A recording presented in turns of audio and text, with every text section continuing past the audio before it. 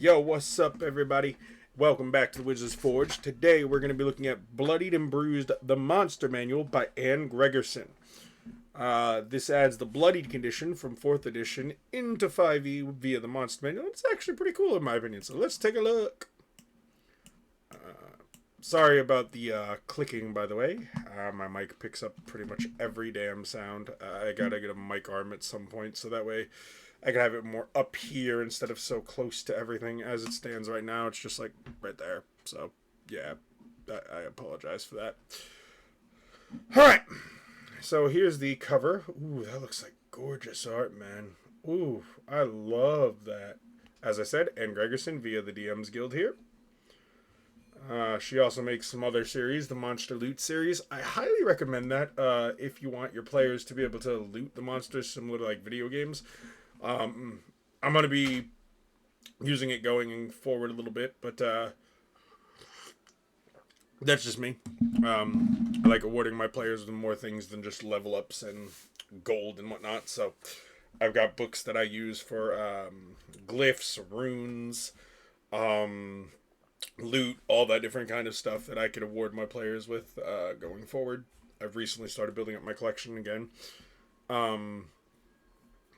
So you see here all the different monsters that are listed. I love it. Oh wow, there's a lot more than I thought there would be. Okay. So before I go any further, I do gotta say I apologize that I haven't. Oh, let's get the camera situated properly.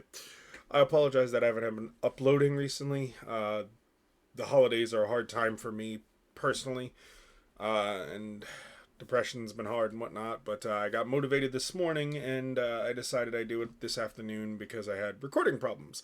I fixed those though, and here's the video. Alright, so the Bugbear Chief nurses a gushing wound in her side before issuing an order to retreat to her allies. A bright light forms around the angel's dying body, blinding everyone near it as it passes on from the world of the living. With blood streaming down its torso, an enraged hill giant slams its fist in the ground and causes the earth around it to quake. Bloodied and Bruised provides special combat actions to the creatures in the Monster Manual, offering new tactics for them to employ in battle. Some of these abilities only have a light impact on when the creature acts, while other Bloodied features completely change how the monster behaves in battle. Bloodied and Bruised is designed to make the later half of battle more teeth-clenching than the rounds that came before it. This is going to be part of the Dynamic and Interesting Combat 5e playlist on the channel. I'll try to include a link for that down below. If I can't, then I'll try to figure out how to do the title cards. You know, the little eye bubble that goes like right there normally, I guess, is where it would be, somewhere around here. For you to be able to click the playlist and watch the rest of the videos if you're interested. The Bloodied condition. The Bloodied condition, originally from 4e, is used to signify how a creature is faring in a combat scenario. A creature becomes bloodied when it reaches half of its hit point maximum rounded down, which acts as a way of communicating the state of an opponent in a fight. Telling the players the creature they are fighting is bloodied shows them how far along in the fight they are and whether they should be planning a retreat or going in for a kill. For consistency's sake, all creatures listed in this document are given the Bloodied condition, even where the word may not be the most suitable, such as like oozes, constructs, stuff like that, you know, things that don't actually have blood, so to speak. For them, the term bruised or battered makes more sense. The number is static and doesn't take into account things like additional hit points or similar effects. So, you know, if you're one of those DMs who modifies monsters instead of just playing straight A's, I do that quite often, then calculate your hit point changes. So let's say you have a monster that has 100 hit points and you bump it up to 140. The Bloodied condition would normally be at like 50, but because you added 40 hit points to it, you should probably add 20, so that way it's at 70 would be bloodied. You know, basic math.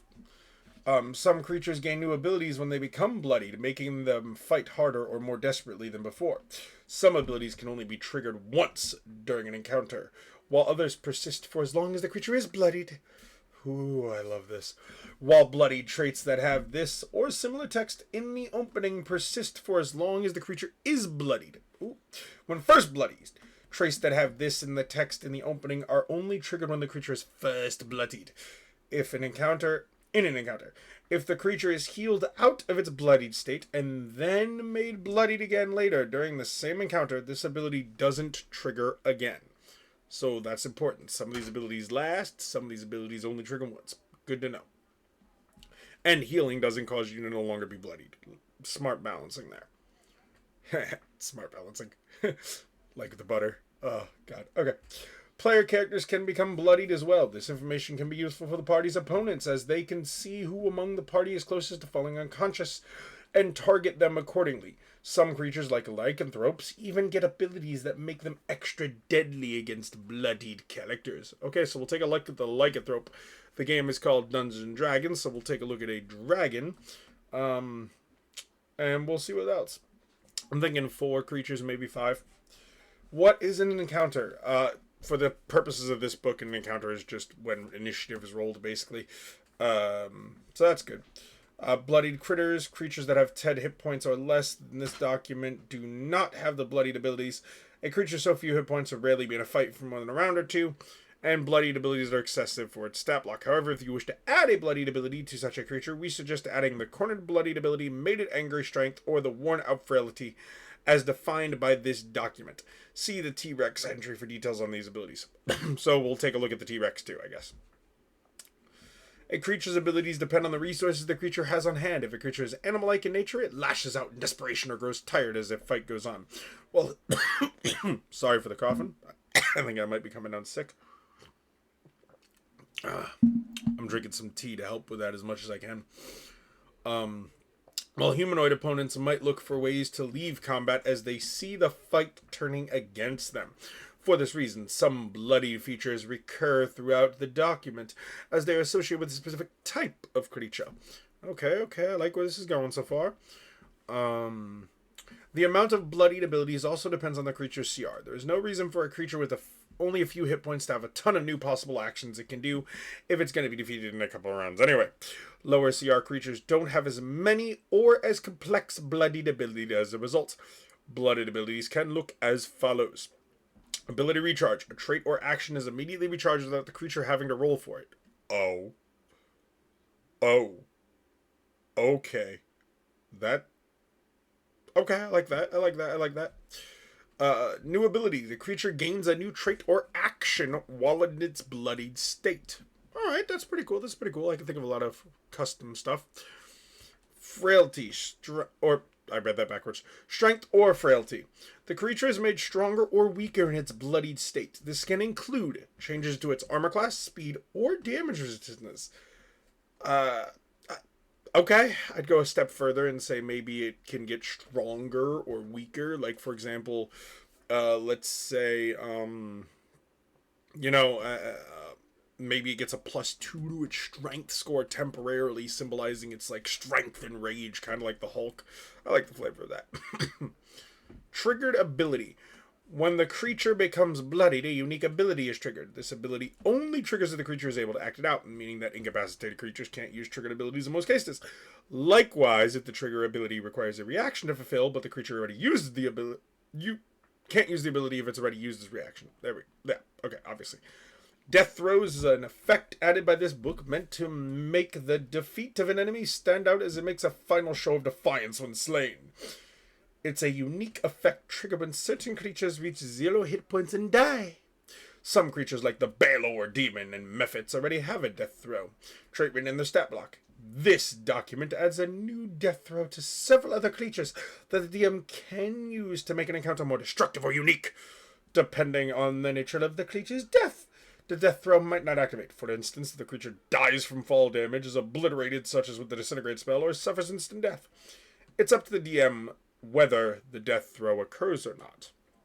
I love that. Give control to the DM. Smart. A lot more things should have DM control. Alright, so we are going to take a look. I think...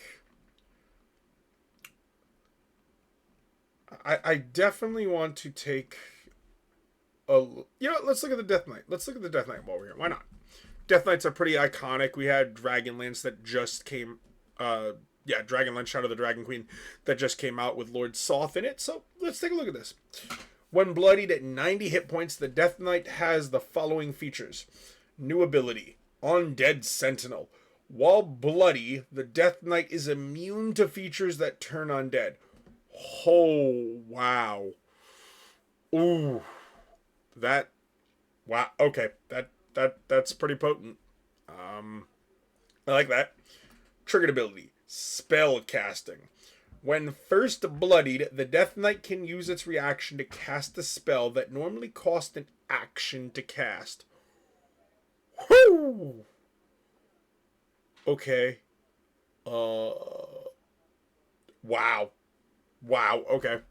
So, I mean, when first bloodied, a fireball is a reaction? Damn.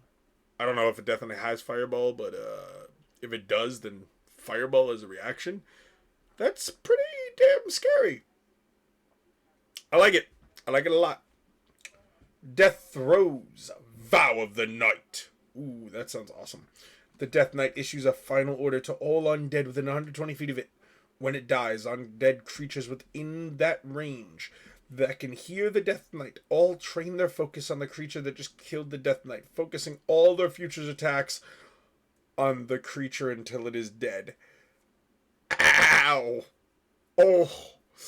Ooh, imagine if the wizard's the one to get the final blow on the Death Knight and just goes, kill it now.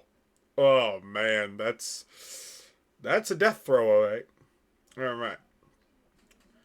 Next up, let's go ahead and take a look at... You know what, it said the T-Rex for recommendations on lower level things, so let's go ahead and click the T-Rex, I think. That could be a good one. Frailty, worn out. While bloodied, the Tyrannosaurus when bloodied at 68 hit points, the Tyrannosaurus Rex has the following features. Frailty, worn out. While bloodied, the Tyrannosaurus Rex speed is lowered by 10 feet to a minimum of 5 feet. Okay, I think the T-Rex is like large or huge. I don't think it's gargantuan. I think it's either large or huge. So 5 feet for it is a little bit more than 5 feet for a player character. Or like 10 feet for it is a little bit more than 10 feet for a player character. But, okay, that's... Damn, okay. Strength, made it angry. While bloody, the T-Rex has advantage on saving throws against being charmed, frightened, knocked prone, and stunned. Also, based on this art, I think we're going to look at the Displacer Beast next, because that looks pretty cool, and I like Displacer Beast. Triggered ability, cornered.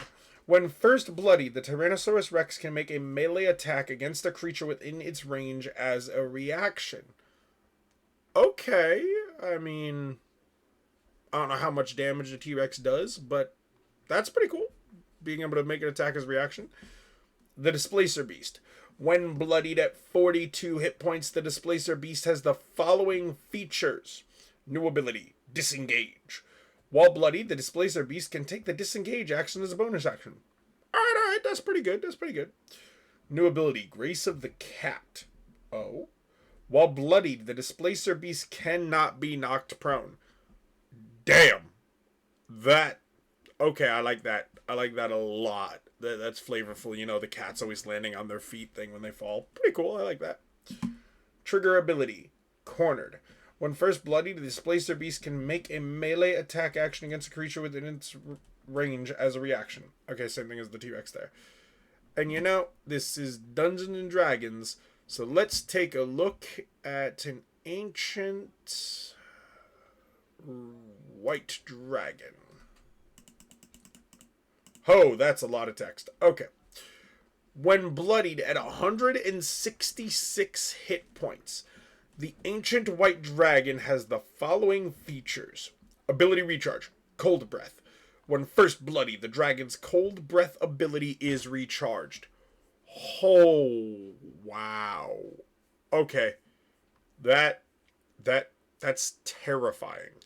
A dragon's breath weapon is devastating.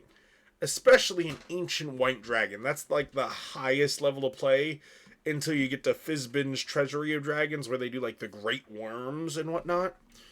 Wow. That's terrifying. And if the ancient dragons have it, then I'm going to go ahead and assume that the great worms have it. Keyword there is assuming. That's terrifying. New ability, Fling. While bloody, the dragon can replace one of its claw attacks with a fling attack, but only if it just successfully hit a large or smaller creature with a bite attack on the same turn. This is the this is the thing where the dragon bites you on your head and goes "Rawr," and then throws you, isn't it? Oh, that's awesome. Okay.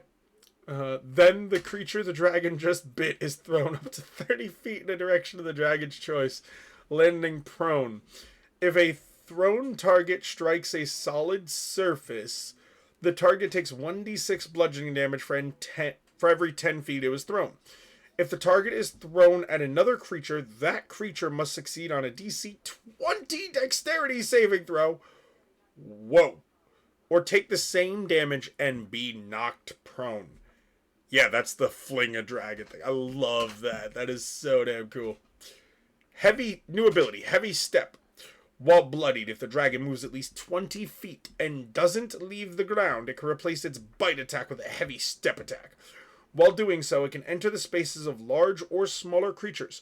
Whenever the dragon enters a creature's space, the creature must make a DC 18 dexterity saving throw.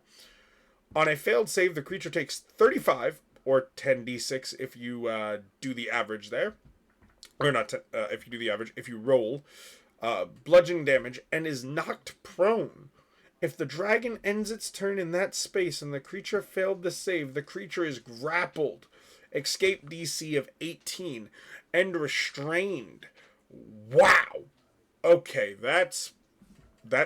Okay, I like that. I mean, it does require it to move 20 feet, and doesn't leave the ground, so it does mean it can't fly and then land on the ground. It has to just walk along. I like that. Okay.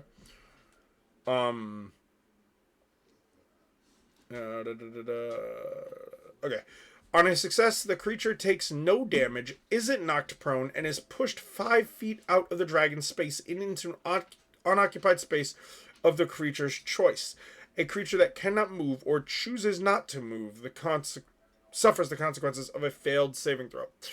So if a creature's incapacitated by or has hold person or something on them, they automatically basically fail. I mean, the way it words it here is they suffer the consequences of a failed save, but you could easily word it as they automatically fail. Wow. That hurts. That's a powerful new ability. I mean, it is the halfway point of the fight because it's bloodied, So that's potent. I like that. I like that a lot. New ability, Slick Ice. While bloody, the air around the dragon chills and the ground freezes over. The area within 5-foot radius of where the dragon is standing becomes slick with ice and is considered difficult terrain. When a creature ends its turn in that area or enters the area for the first time, it must succeed on a DC 20 dexterity saving throw or fall prone. The dragon is not affected by this ice. So, melee characters against a dragon, that's wee! Potentially falling prone because of ice. I love the flavor of that. That's so cool. Triggered ability, Cornered. The same thing as the other two. When it's first bloodied, you can make a reactionary... this does specify claw attack, though. Okay, that's nice. I apologize, that's my dog shaking her head out there in the living room. That's a collar. I don't know if the mic picked it up, but I'm pretty sure it did.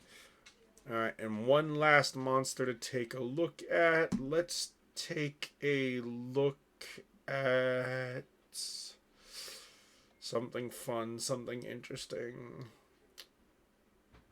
Let's do... No.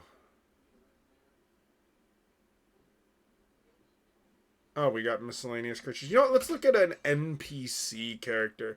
Let's look at the Archmage. I think it could be fun to see what the Archmage would be capable of. Oh, wait a minute. Okay, it does have something interesting. When bloodied at 44 hit points, the Archmage has the following features. New ability, Spell Manipulator. While bloodied, all spell attacks made against the Archmage have disadvantage. Oh, wow. Damn, that's potent. I mean, all spell attacks. That's Quite potent. Damn. Okay. And triggered ability spellcasting, same thing as the good old fashioned. Oh, wait. No, hold on. This is different. When first bloodied, the Archmage can use its reaction to cast a spell that normally requires an action to cast. This reaction is limited to spells the Archmage can cast at will. Hold on. Hold on, hold on. That feels a little... I mean, I don't know what the CR is of the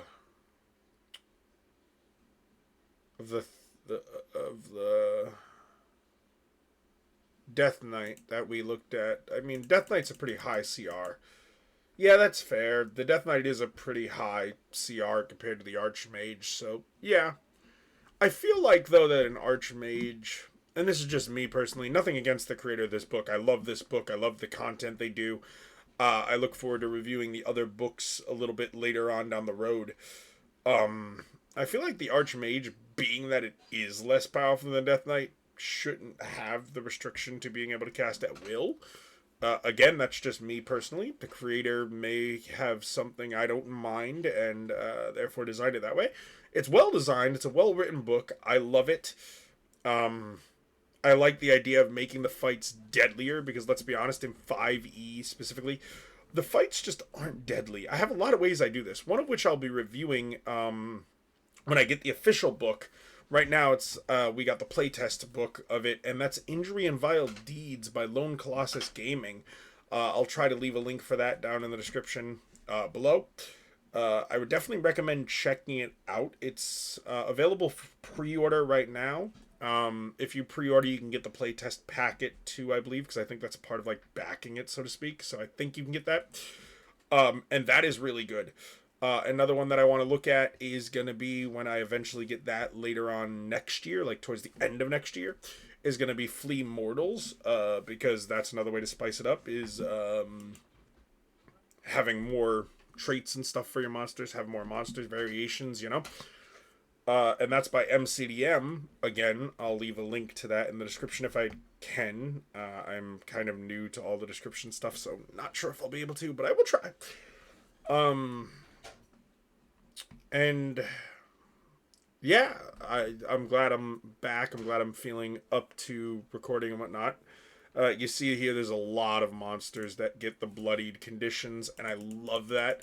I'll probably take a look at the Loot series by her, at least the Monster Manual one. I definitely plan on having a couple other books that are good. And all of these books kind of tie together, too. So, like, if you look at this one... Oh, excuse me. And then you look at the Recharged book that's going to be the next book I'm going to review. You could have the bloodied condition be that they get their recharge automatically, similar to what you've seen with, like, the Dragon's Breath weapon and its legendary actions. Wait, did I even read that? I know I saw it, but did I actually read that? I don't remember. I think I read it. I'm pretty sure I read it. If not, you know, I don't really remember if I read it or not, and that's kind of concerning me. So let's take a look at the Ancient White Dragon and see... Yeah, I did. Yeah, no, I read the Cold Breath, then I think I skipped directly to Fling. Alright, well, just in case I didn't read it, let's read this again. Just in case I didn't, let's read it. Ability recharge. Legendary actions. When first bloodied, the dragon regains all expended use of its legendary actions. Oh, wow. That is quite potent. I mean, let's think about this from a logic perspective here for a second. Okay, so you get 3 legendary actions on an Ancient White Dragon. Your players are going to try to burn through them as quickly as they can. So, if you have a party of like 4 players, 2 of which are capable of some stuff, like saving throw, forcing, and whatnot, I'd say maybe 3 rounds to burn through it, right? But if you have a party like mine, where it's like 7 or 8 players, like 4 or 5 of which are able to cause saving throw issues, Maybe a round or two. So when it gets bloodied, he gets those three legendary. Oh wait, legendary actions. Okay, so that's not the legendary resistances. Okay, so I misunderstood that. Okay, that could actually be pretty potent. I don't know what legendary actions the dragon has. I don't remember it like off the top of my head. I'd have to take a look at that. Um, yeah, you know what? Let's go ahead and pull up the monster manual here real quick. Do do do do do do do do do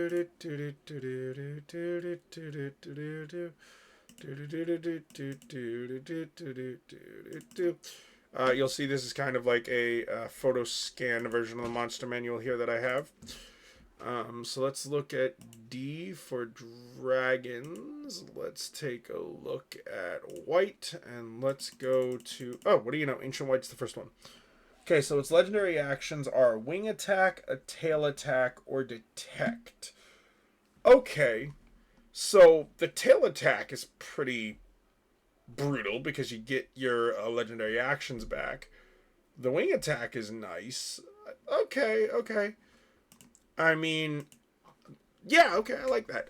I will say I don't think it's too much of a stretch to be able to get your legendary resistances back either. I mean, that's just me. Personally, I feel like they're way too easily burnt through, but that's not in this book. That's my own thing. So if you decide to do that, I have not play tested that. So fair warning, that may go horribly for you.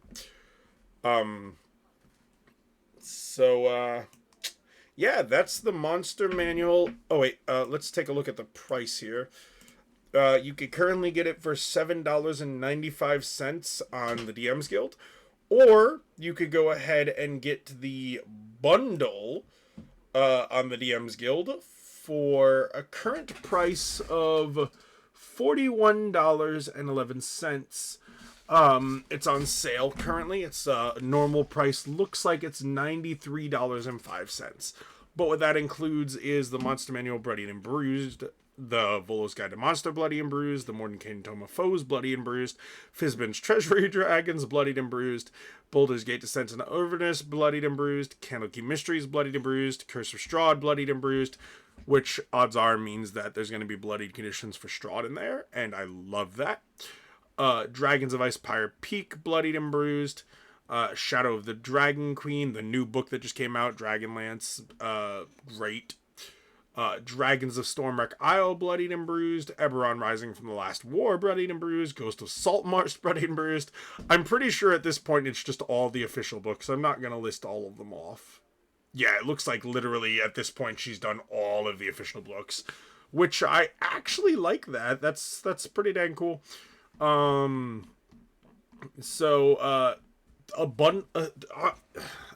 on sale for $41.11. That's a steal right now.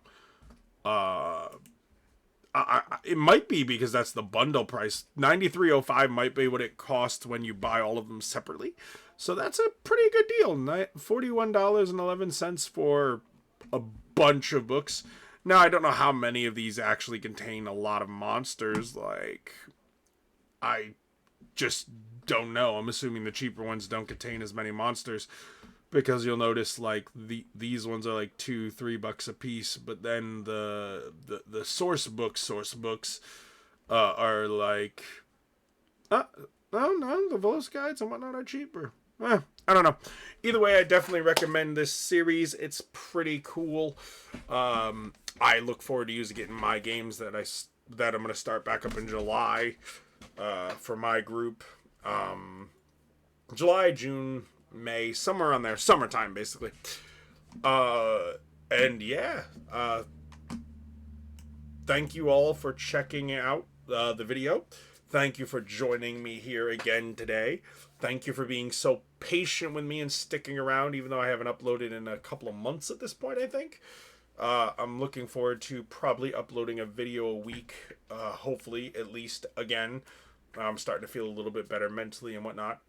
Like I said, I had to take a hiatus due to my mental issues that I was having. I had to, stop being depressed and whatnot. So thanks for sticking around, and yeah, I look forward to talking to y'all again next time.